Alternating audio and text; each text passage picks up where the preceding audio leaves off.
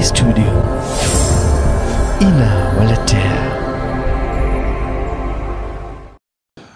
إن الحمد لله نحمده ونستعينه ونستغفره ونعوذ بالله من شرور أنفسنا ومن سيئات أعمالنا من يهده الله فلا مضل له ومن يضلل فلا هادي له وأشهد أن لا إله إلا الله وحده لا شريك له وأشهد أن محمدا عبده ورسوله بلغ الرسالة وأدى الأمانة ونصح الأمة حتى تركها على المحجة البيضاء ليلها كنهارها لا يزيغ عنها إلا هالك فصلوات الله وسلامه عليه وعلى آله وأصحابه ومن تبعهم بإحسان إلى يوم الدين. أما بعد، فإن أصدق الحديث كتاب الله وخير الهدي هدي محمد صلى الله عليه وسلم وشر الأمور محدثاتها وكل محدثة بدعة وكل بدعة ضلالة وكل ضلالة في النار. Baada ya kumhimidi Mwenyezi Mungu Subhanahu wa Ta'ala na kumtakia rehema mtume wetu Muhammad sallallahu alayhi wasallam, ikhwata al-iman, kwenye khutba yetu ya leo tunazungumza watu watatu ambao watakaoingizwa peponi. Allahumma ja'alna minhum. Watu watatu hawa tukaelezewa sifa zao na mambo waliokuwa wakiyafanya mpaka wakawa watastahiki kuingia peponi. Kwenye hili tutastadili kwa hadithi ya Mtume sallallahu alayhi wasallam ili tuweze kuyazungumza yale ambayo tumekusudia kuyazungumza. Lakini kabla ya kuitaja hadithi, ningependa kuwatajia jambo moja la msingi sana kwenye masala ya hadithi. Jambo lenyewe ni kuwa yoyote anayetoa dalili ya hadithi tunatakiwa tumtizame kwenye mambo mawili. Hili lazima. Na anayetoa dalili katika Qur'ani tunatakiwa tumtizame kwenye jambo moja. Haya Waislamu sisi hatuyafahamu na tumekosa kuyafahamu, ndio maana tukachezewa na wengi katika wapotoshaji katika dini ya Kiislamu. Mwenye kutoa dalili ya Qur'ani tumtizama hizi aya anazotoa za husiana na topic tunaozungumza. Ikiwa za husiana, khalas tushamaliza. Sisi ni kufuata vile tulivyoambiwa. Mwenye kusema jambo fulani lafaa au jambo fulani halifai, tukimwambia lete dalili, akisema ni Mtume sallallahu alayhi wasallam amesema, lazima tuangalie mambo mawili. Jambo la kwanza, hadithi ulioitoa imesihi ama ya pipalataka. Jambo la pili, tukisha kupata imesihi, tuje kwenye jambo la pili. Hadithi hiyo yahusiana na haya tunayozungumza. Tawapa mfano ndio munielewe pengine. Ukija kwenye aya, hakuna aya dhaifu, ndivyo sivyo? Aya zote ni aya za Mwenyezi Mungu ambazo hatuna shaka ni maneno yake. Kwa hivyo anayetutolea darasa ama atuhimiza jambo akisema fanyeni jambo fulani, kwa sababu Mwenyezi Mungu asema kadhaa, lazima tuangalie ile aya na lile analolizungumza. Kama zaafikiana khalas. Mfano wake ni kama wenye kutoa dalili za kusherehekea mazazi ya Mtume. Tufanyeni mazazi ya Mtume, tupigeni matari, tufanyeni bidii tumsifuni mtume, kwa sababu Mwenyezi Mungu yuwasema kul bifadlillahi wa birahmatihi fabidhalika falyafrahu, watu wafurahi. Sasa wewe umetoka nalo. Kwa nini? Kwa sababu umesikia Mungu amesema. Hujui kwamba yawezekana ikawa Mungu amesema, kumbe aya yenyewe yazungumza mengine na aliyoyasema huyu mengine. Hii ni aya kweli iko kwenye Qur'ani, lakini haizungumzii kuhusiana na kusherehekea mazazi ya mtume. Ashakuokota kwenye neno faliyafrahu. Wewe ukienda nyumbani, wallahi kumekuja shekhe kule ametoa maaya kwenye watu tudanganya hakuna mazazi ya mtume yako, kumbe Mungu mwenyewe asema faliyafrahu, kumbe aya yazungumza mambo mengine. Hili la msingi kulifahamu. Ukija kwenye hadithi, waweza ukapewa hadithi ikawa hadithi ile imesihi lakini yazungumza mengine, au hadithi ile ikawa haimo, si kila qala Rasulullah wewe umetoka nayo kishindo enda mabarazani. Haya mambo yafaa na tutakiwa tuyafanye kwa sababu mtume amesema. Tukifika kwenye maneno ya mtume lazima tuwe ni wenye kuchunguza, kwa sababu kuna yaliyotegemezwa kwa mtume ambayo ni dhaifu, kuna yaliyotegemezwa kwa mtume yakawa ni maudhu, kuna yaliyotegemezwa kwa mtume yakawa ni munkar, kuna yaliyotegemezwa kwa mtume vipengele vingi kwenye hadithi. Sasa usisikie qala Rasulullah wewe ukaona umepata taratibu. Lazima tuichunguze hadithi ulioitoa, na lazima tu tutakupata. Madamu nia yako ni kuzua kwenye dini, ukitoa hadithi imma hadithi ni dhaifu ama hadithi yazungumza mengine, wewe waipeleka utakapo wewe. Haya ndiyo ambayo ningependa niwafahamishe kabla sijataja hadithi ambayo nataka kuizungumza, ili ukiona klipu shekhe yazungumza jambo na akatoa aya, kumbuka haya maneno kwenye mimbari ya leo. Tulitolewa mimbar pale sisi khutba, tukaambiwa yaweze ikatolewa aya na ikawa aya yenyewe haihusiani na topic ile. Tafuta msomi muulize, kuna hii klipu shekha amezungumza tena ametaja na aya, ni vipi? Mbona sielewi? Maana naona ametaja aya na nyinyi mwatuambia hakuna. Sasa natatizika hapa. Mfano yule mmoja asema yafaa kumuomba mtume. Yafaa kumuomba nani? Yafaa watu kuomba maiti na kumuomba mtume yafaa. Lete dalili. Asema qala taala, Mungu asema katika suratun Nisa, Mwenyezi Mungu asema. Sasa wewe ukisikia qala taala huwa mabega shakushuka. Kumbe kuna na aya hawa kina Sheikh Omar utidanganya tu bwana. Haya qala taala asemaje? Mungu asema walau annahum idhalamu anfusahum, watakapodhulumu nafsi zao, jauka waje kwako mtume, fastaghfarullaha wa muombe Mungu msamaha, wastaghfara lahumur rasul, na mtume Muhammad awaombe kwa Mungu. Si hiyo? Nyinyi madanganya bwana. Kumbe aya iko kweli, lakini aya yazungumza mtume yuko hai, sio mtume amefanyeje? Amekufa.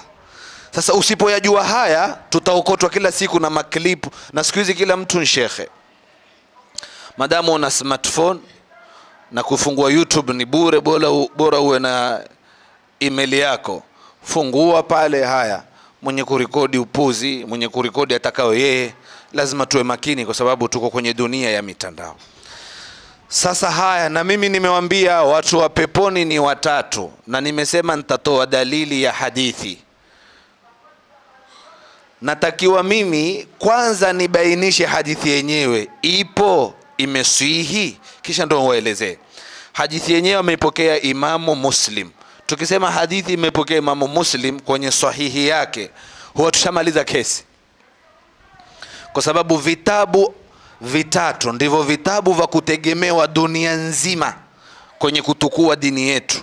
Kitabu cha kwanza Qur'ani tukufu, kitabu cha pili ni Sahihul Bukhari, kitabu cha tatu ni Sahihu Muslim. Hivi vitabu viwili Bukhari na Muslim umma umeafikiana ya kwamba ni vitabu ambavyo vya kutegemewa, hadithi zake zote zimesihi, hazina wasiwasi. Tofauti na mtu kusema hadithi hii rawahu Tirmidhi, lazima tuiangalie iweze ikawa dhaifu, kwa sababu Imamu Tirmidhi kwenye sunani yake pana hadithi ambayo ni dhaifu. Abu Daud pana kwenye sunani yake pana hadithi ambazo ni dhaifu.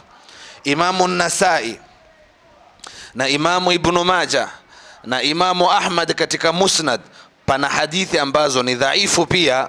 Lakini ukisikia mtume amesema na hadithi iko kwenye Sahihul Bukhari ama hadithi iko kwenye Sahihu Muslim, hiyo huwa ni jambo ambalo halina wasiwasi wowote, ni akuelezee na utukue, mambo yamekwisha. Hadithi ni ya Iyadh ibn Himarin kwenye Sahihu Muslim. Asema Iyadh ani nabii sallallahu alayhi wasallam, apokea kwa mtume asema ahlul jannati thalathatun, watu wa peponi ni watu watatu. Watu wa peponi ni watu wangapi? Watu watatu. Tayib, ina maana gani? Ina maana hakuna mwenye kuingia peponi ni hao watatu tu, au wengi katika watakaoingia peponi ni kwa kuwa wana haya mambo matatu? Yote mawili wanazuoni wamezungumza, lakini kauli yenye nguvu ni kwamba ala al-aghlabiyya, yani mara nyingi wenye kuingia peponi ni watu sampuli hizi tatu. Na hii hutumika katika lugha ya Kiarabu, kitu kutajwa ikakusudiwa aghlabia, wingi au mara nyingi, huwa ni hivyo. Kama mfano wa hadithi ya mtume inayosema alkhamru min hataini shajarataini, tembo hutengenezwa kwa miti miwili, akataja an-nakhla na akataja mti mwingine. Sasa hii miti ambayo iliyotajwa hapa, miti miwili hii iliyotajwa kwenye hadithi, haina maana tembo haitengenezwi na miti mingine yote, la. Kwa sababu sisi tuna tembo saa hizi za mazee tunatengenezwa na nini? Kuna mnazi, ndivyo sivyo? Kuna mnazi. Lakini hadithi imetaja vitu viwili, nakhla na tamr, zabibu na tende. Mtume anasema pombe hutengenezwa na miti miwili, zabibu na tende. Lakini kwetu sisi, ushasikia tembo ya tende we? Huku hakuna, ni mnazi. Suala ni kwamba mbona mtume ataje miti miwili na tembo hufanyiwa kwa miti mingine pia? Kwa maana mara nyingi tembo hufanywa kwa miti miwili, zabibu na tende. Imamu Shaukani akasema almaqsudu bihi, makusudio ya kutajwa zabibu na tende, iradatul ghalib, akusudia wingi wa tembo zatokamana na miti hiyo miwili. Ni mfano na wapa ili kuwakurubishia maana ya hadithi tunayoitafsiri, watu watatu ni wa peponi. Je, hakuna mwingine atakayeingia peponi isipokuwa hawa, au ni vipi? Tumefahamiana vizuri? Tayib. Hadithi ya pili ni mtume kusema bainama rajulun yasuqu baqaratan, bwana mmoja ampeleka ng'ombe, idhrakibaha, kampanda, fadharabaha, kampiga yule ng'ombe. Faqalat, ng'ombe akasema inna lam nukhlaq lihadha, sisi hatukuumbwa kwa haya, hatukuumbwa sisi kupigwa. Innama khuliqna lilharthi, sisi tumeumbwa kwa kulima shamba. Ile wanavotoa zile barabara kwenye mashamba, wakifungwa ile miti magogo yale wakivuta. Ibn Hajar asema almuradu bihi alisharatu ila mu'dhami ma khuliqat lahu, haina maana ng'ombe ukimtumia kwenye jambo lingine makosa, la. Lakini akusudiwa mara nyingi ng'ombe hutumika kwenye hilo. Kwa hivyo ukisikia watu watatu peponi, watu 4 motoni, mtu mmoja peponi, sijui watu 5 motoni. Hizi idadi hizi zisikubabaishe. Imamu Nawawi yasema sahihi katika kauli za usuliyin ni kwamba mafhumul adad la hukma lahu. Hizi idadi hizi hazipewi hukumu yoyote. Fala yalzamu minhu nafyu ziyada, hailazimiki kupinga ziada kwa kuwa kumetajwa ni watu 3. Yaweza ikaja ziada kwa hadithi nyingine au kwa dalili nyingine. Ni kama mtume pia kusema al-kabairu sab'un, madhambi makubwa ni mangapi? Madhambi 7. Haina maana hakuna madhambi mengine makubwa mbali na haya 7. Kunao mengine. Ndio Ibn Abbas alipoulizwa kuhusiana na al-kabairu sab'un akasema hiya ila 70 aqrab, ya karibia 70. Na katika nawaqidhul Islam sisi tunajua 10. Zimetajwa 10 kwa sababu ndio mara nyingi watu wanaritadi kwa hizo, lakini haina maana hakuna nyingine. Kuna na nyingine na nyingine.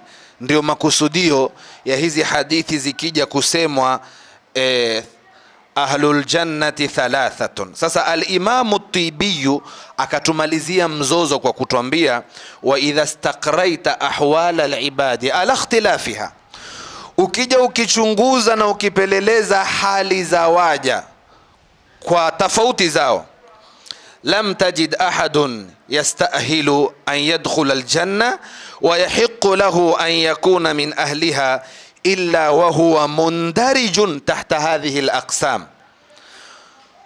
Makusudio ya hadithi kuambiwa hivyo ni kwamba ukiwatizama watu hali zao, huwezi kumpata hata mmoja atastahiki pepo na akawa ni wa peponi kisha akawa yuwatoka kwenye haya 3 tutakayoyataja. Yani kila mtu ambaye atakuwa ni mtu wa peponi, ukimtizama maisha yake utampata haya 3 yaliyotajwa hapa kwenye hadithi hii, yote itakuwa yeye anayo. Haya ameyataja katika Mirqatu al-Mafatih. Turudi kwenye hadithi yetu ili tuishereheshe. Asema kwenye hadithi ahlul jannati 3, watu wa peponi ni watu 3. Wa kwanza dhu sultanin, ni mwenye cheo, mwenye mamlaka. Mwenye mamlaka. Na ukitajiwa mwenye mamlaka, elewa usipeleke kwamba mwenye mamlaka ni raisi, mwenye mamlaka ni mzee wa mtaa, mwenye mamlaka ni gavana. La, dhu sultani ni mwenye mamlaka ya aina yoyote. Hata ukiwekwa kwamba wewe ni msimamizi wa huu msikiti, waingie kwenye hadithi kwamba wewe ni dhu sultanin, una cheo, una mamlaka, umewekwa uwe kiongozi pahali. Na wallahi sisi tungekuwa hizi hadithi za mtume tuzifahamu hivi mashekhe wanavyotutafsiria, tungezifanyia kazi. Lakini siku zote sisi tukisikia si nini bana, wallahi siku zote bana usipende ukubwa na cheo hivi na kuambiwa mambo ya kuwa na cheo. Kila mmoja hupelekea siasa. Yani manake jiepushe na UMCA, jiepushe na ubunge. Lakini mamlaka yaingia kila upande. Kuna mamlaka raisi, kuna mamlaka gavana, kisha kuna shuka inakuja mpaka kuna mamlaka msikitini. Imamu ni kiongozi hapa, kwa hivyo na maana yeye ana mamlaka. Kuna mamlaka hapa pengine ambao hawako kwenye mamlaka ni hawa wadogo peke yake, lakini sote hapa kutuko kwenye mamlaka. Wewe si una kwako, una mkeo, una na watoto. Tumefahamiana vizuri? Ikiwa hujaoa uko kwenu ni mwanamume, una mamlaka, kwa sababu ar-rijalu qawwamuna ala an-nisa. Wewe ndio kiongozi kwenu, wewe ndio mwanamume, wewe ni mchunga pale kwenu, lazima usimame inavyotakiwa. Ndio maana ya hadithi, wa kwanza atakaingia peponi Dhu sultanin, mwenye cheo na mamlaka na usimamizi. Kwenye nyumba yako pia wewe ni kiongozi. Usirukie kwenye ubunge tu ukaona kwamba wewe umesalimika. Hapana, ni kiongozi. Watoto wako wakizembea, hawasomi dini, ni watu wa maskani, masul. Watoto wako wakizembea, wameingia kwenye mauraibu. Watoto wako wamezembea mabanati, wanacheza na wanaume, wako kwenye social media mapicha zao. Wewe ni masul, my friend. Kabisa tena. Chukueni haya wazi kabisa. Kila mmoja hapa ni kiongozi nyumbani kwake. Sasa tahadhari sana na hadithi kama hizi. Dhu sultanin, mwenye mamlaka. Suala, ina maana tukiwa na mamlaka khalas tuingia peponi? Hapana. Mamlaka imesifiwa, akasema muqsitun, mutasaddiqun, muadilifu. Muadilifu Sheikh, si uongozi wa hivi hivi tu. Kama ni imamu umewekwa msikitini, lazima uwe muadilifu. Kuwa muadilifu ni usimame na kazi uliopewa. Kuwa muadilifu ni amana ya watu iwe imetulia. Msikiti uko sawa, kila jambo linaenda sawa sawa, hakuna khiana zozote unazozifanya. Uongozi huo ukiwa nao na ukiishi nao hivyo, insha Allah wewe ni mtu wa peponi. Kwa sababu tumeambiwa watu wa peponi wangapi? Watatu. Wa kwanza dhu sultanin muqsit, muadilifu. Na wewe nyumbani na kazini kwako umepewa kazi na bosi, wewe utasimamia bodaboda hizi. Simamia bodaboda hizi. Ziko ngapi? Ziko 200. Lazima uwe muadilifu na uchunge amana ya watu. Hisabu peleke sawa. Usitunge story leo kazi alikuwa hakuna na kumbe ilikuwa iko. Itakuwa huingii kwenye pepo hii, kwa sababu wewe ni kiongozi lakini mwenye khiana, si mwadilifu. Na wewe dereva umeandikwa kazi pia kuwa mwadilifu. Usibebe abiria kwa siku hisabu ikakamilika watakiwa peleke 1000 ukapeleka 500 kisha ukasema leo kazi ilikuwa hakufanyeje. Umeona kwamba uongozi waingia kila mahali. Kila mahali kuingia uongozi. Umepewa pikipiki ya watu, nimekupa mpya hii. Sawa sawa. Mafuta imejazwa full tanki. Tumie kwa muda fulani, ulete hisabu tujaze tena mafuta. Wewe badala ya kubeba abiria watia raundi zako na warembo tu. Kubwage wapi sister du? Ni yako Honda. Ni yako. Uwatilishe watu raundi utakapo. Utumishe, uchukue pesa, kisha useme mafuta yamekuisha. Si uadilifu. Tumefahamiana? Umewekwa kazini kwenye ofisi, risiti ziende sawa. Basi ziende sawa. Wewe ni kiongozi pale, lazima uwe mwadilifu. Sawa Waislamu? Sifa ya kwanza ya mtu kuwa mtu wa peponi ni awe na cheo tena mwadilifu. Mutasaddiqun, mwenye kutoa sadaka na kuangalia raia wake. Kama ni uongozi wa nchi na kama ni uongozi wa majumba, uwe baba mwema. Mkeo awe atakula, watoto wako wawe watakula. Usishinde kwenye mauraibu kachafuna, kisha ukaja ukatolea watu Kiswahili, ukawanunulia watu kila mtu pera moja moja. Leo ndio kilichopatikana hicho. Watoto wako walia njaa, mke wako alalamika masaa 24, hamalizi nyumba za watu. Hapa omba chumvi, kuombana kuko lakini si kila siku. Hapa omba chumvi, pale kitunguu. Hupangwa lunch hiyo. Usubuhi baba ameamka, baba ni mtu, ni kiongozi jina tu pale nyumbani. Sasa mama maskini hawezi kuona watoto wake hawajanwa chai na hakuna kitu, sio? Njoo fulani, nenda kwa mamake Muhammad, mwambie mama asema mpena yeye majani. Majani atapatikana. Yakija chai haijatimia bado. Wa pili ambiwe nenda kwa mamake Ali, mwambie mama asema mtilie na yeye sukari hapa kidogo.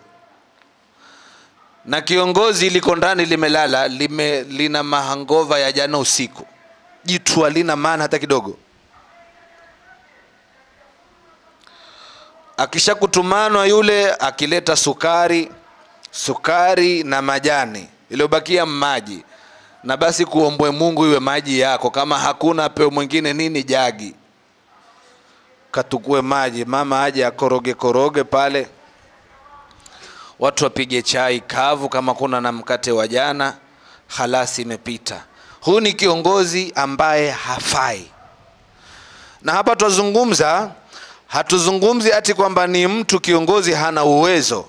Huna uwezo itajulikaniwa, na utafanya minzi kama mwanamume, utatoka utakwenda kubangaiza, utapata.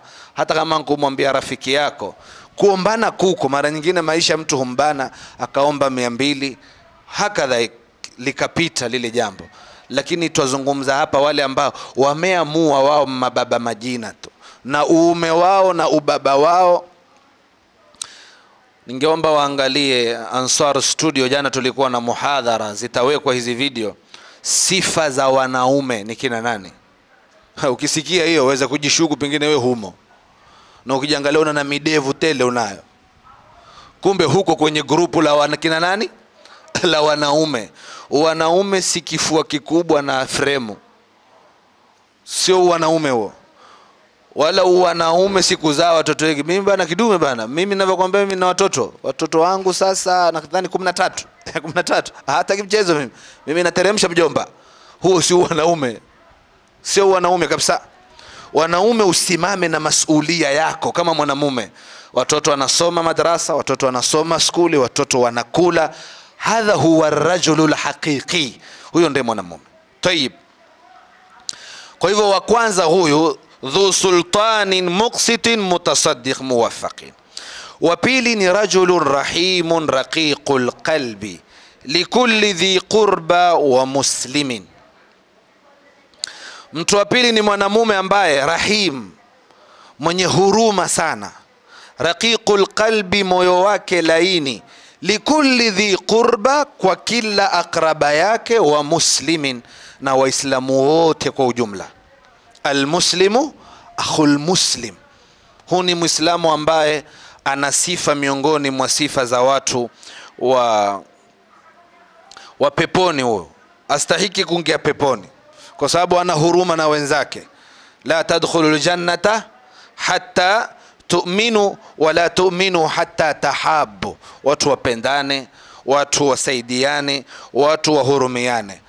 Arrahimuna yarhamuhumur rahman, wenye kuhurumia wenzao wanaruhumiwa na Mola wao. Irhamu man fil ardhi, wahurumieni walioko katika ardhi.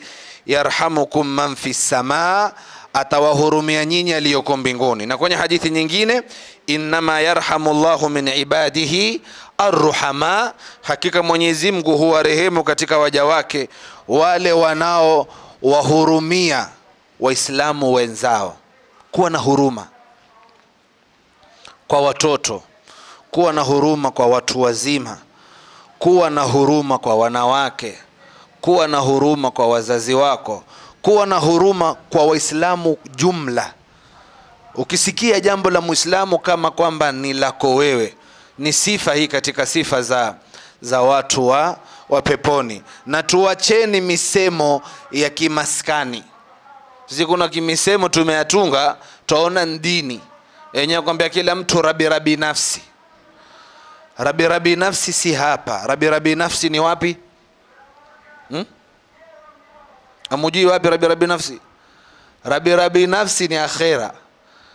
Yauma yafirru almar'u min akhihi wa ummihi wa abihi. Kisha Mungu asema likulli mri'in minhum yawma idhin sha'nu yughnihi, kila mtu ana jambo la mshughulisha mbio. Sitaki kujua mwana atakuwaje wala mama atakuwaje wala mke atakuwaje. Hapo ni rabi, watakujijua uko wapi, peponi ama motoni, lakini si duniani bwana. Na sisi wazazi tukachangia hiyo misemo. Mengine unaweza kupata kijana ambaye msaidizi wa watu, apenda kuona wenzake wanasaidika, kwamba kuna mtu wetu mmoja pale msikitini, basi sikiza wakwambia watu huwajui mwanangu, dunia ya sasa kila mtu rabi nafsi. Ni hadithi ama nini?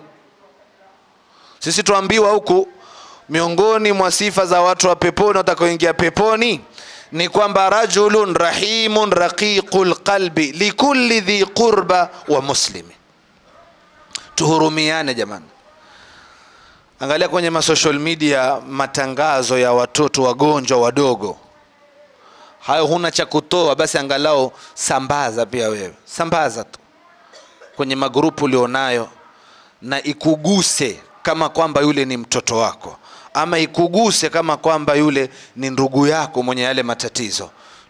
Tuishi hivyo, ndiko kupendana na ndiko kufuata barabara ya kuingia huko peponi, ambako kila mmoja ndio malengo yake, kuipata pepo ya Mwenyezi Mungu Subhanahu wa Ta'ala. Allahumma ja'alna minhum. Kisha Mtume akasema mwisho wa afifun, na mtu wa tatu ni afifun mutaaffifun. Afif amejihifadhi, amejikinga, amejiheshimu kwa wote, mwanamume na mwanamke. Mwanamke anajistiri, afifa, na mwanamume pia ni afifun, amejistiri, ahifadhi heshima yake, hafanyi mambo ambayo ni ya kumuudhi Mwenyezi Mungu Subhanahu wa Ta'ala. Huu ni miongoni mwa watu wa peponi.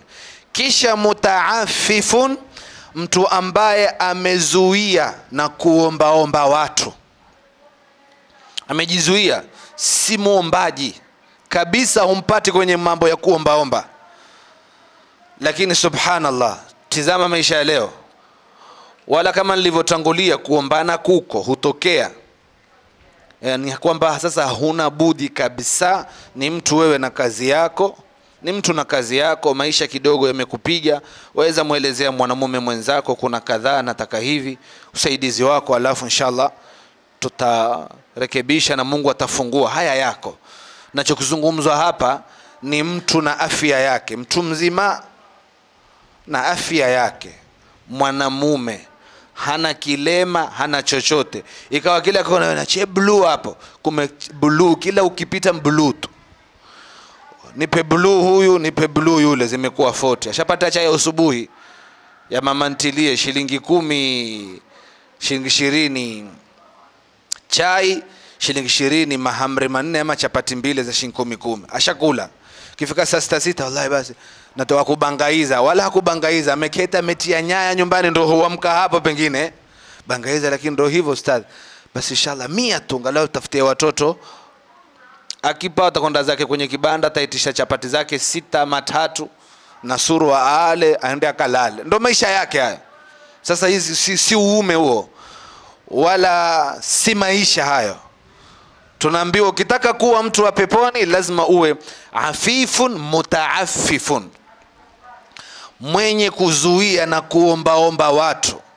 Afadhali uombe kinachostahiki kuombwa. Tafute mtu unemjua afanya kazi, ana kampuni ama na biashara zake, mwambie shekhi bwana, sitaki shilingi yako, nipe kazi nitafute mwenyewe jasho langu. Huyu ndiye mwanamume. Lakini hizi blue kikatakuwa nipe blue nipe yellow, hazisaidii hizi, hazikusaidii, bali wajiharibia. Kwa sababu ukisha kuzoea kwenye system yako wewe ni ombaomba, kwa huyu 50 huyu 100, utakwenda. Hujaona watu hao? Kuna watu mpaka wamekuwa watu wazima, tabia yao hiyo, wala hawana tarehe kwamba walikuwa wagonjwa, la, walijizoesha ule uvivu ukawajaa mpaka ikaingia kwenye system. Tena na watu hawa wajanja waweza kukupa picture wewe ukaona kwamba huyo onekana yuwapambana, aweza kuomba kuanzia hapa nikafika paka Garseni kule, huomba tu ya misikiti yote ameimaliza, akirudi jasho la mtoka, akikutana na wewe pia hasemi basi nishapata. Wallahi ndio hivyo ustadhi, unaona jasho wallahi natoka, alikuwa nimesikia kuna kazi sehemu za Garseni kule, basi ndio alikuwa natoka huko kujulia mvipi, lakini kumbe wametuambia turudi kesho. Mrongo, hana kazi ya mtana wala usiku. Lile jasho ni kama sababu tu ili upate kumpa. Tanisamehe sana, lakini wengi katika wanaume tunaishi maisha hayo. Kuwa afifun na uwe mutaaffif. Kisha angalia hadithi, subhanallah, asema dhu iyalin, mwenye watoto. Kwa nini kutajwa mwenye watoto? Mtu amejihifadhi yuaombaomba, tena mwenye watoto, ina maana gani?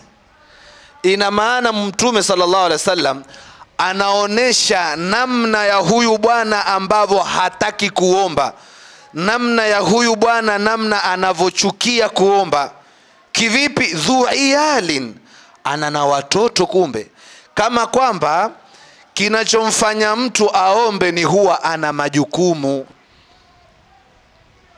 Ukiwa na watoto, una wazazi na huna kazi, ndio inayokusukuma we ukaomba. Lakini huyu bwana anayetaja kwenye hadithi kwamba ni mtu wa peponi, yeye kwanza haombi na sababu ya kuombea nayo. Ya salam, sio mchezo Sheikh. Sisi uomba na tuto sababu yoyote. Huna nyumba unaolipa wakati kwenu bado, huna mke, huna mtoto unayemsomesha, huna lolote. We ni hivi tu, nipe hii, nipe hii, nichukulie hii, nichukulie chai, nichukulie lunchi, tukapige sapa. Si maisha hayo. Afifun, mwenye kujihifadhi, mtu wa peponi. Mutaafifun, aliyejizuia na kuomba. Dhu iyalin, hata kama ana watoto ambao wamsukuma yeye akaombe. Tumefahamiana Waislamu? Ni jambo moja la kuzingatiwa sana katika maisha, na ni jambo ambalo latakiwa liwekwe akilini. Ndio maisha tunayopitia, na ni sifa na ni njia za watu ambao ni wa peponi. Barakallahu li wa lakum بالقرآن العظيم ونفعني وإياكم بالآيات والذكر الحكيم. أقول قولي هذا وأستغفر الله لي ولكم ولسائر المؤمنين والمؤمنات فاستغفروه إنه هو الغفور الرحيم وهو البر الكريم. الحمد لله رب العالمين، وأشهد أن لا إله إلا الله ولي الصالحين، وأشهد أن محمدا خير الخلق أجمعين. كونوا عباد الله إخوانا واعتصموا بحبل الله جميعا ولا تفرقوا، واعلموا أن الله ينادي عباده المؤمنين فيقول إن الله ملائكته يصلون على النبي يا أيها الذين آمنوا صلوا عليه وسلموا تسليما. اللهم صل على محمد وعلى آل محمد كما صليت على إبراهيم وعلى آل إبراهيم، وبارك على محمد وعلى آل محمد كما باركت على إبراهيم وعلى آل إبراهيم إنك حميد مجيد. اللهم اعز الإسلام والمسلمين وذل الشرك والمشركين وانصر جيوش المسلمين ودمر أعداءك أعداء الدين يا رب العالمين. اللهم أرنا الحق حقا وارزقنا اتباعه، وأرنا الباطل باطلا وارزقنا اجتنابه. ربنا تقبل منا إنك أنت السميع العليم، وتب علينا إنك أنت التواب الرحيم. عباد الله، إن الله يأمر بالعدل والإحسان وإيتاء ذي القربى وينهى عن الفحشاء والمنكر والبغي يعظكم لعلكم تذكرون. اذكروا الله يذكركم واشكروه على نعمه يزدكم ولذكر الله أكبر والله يعلم ما تصنعون.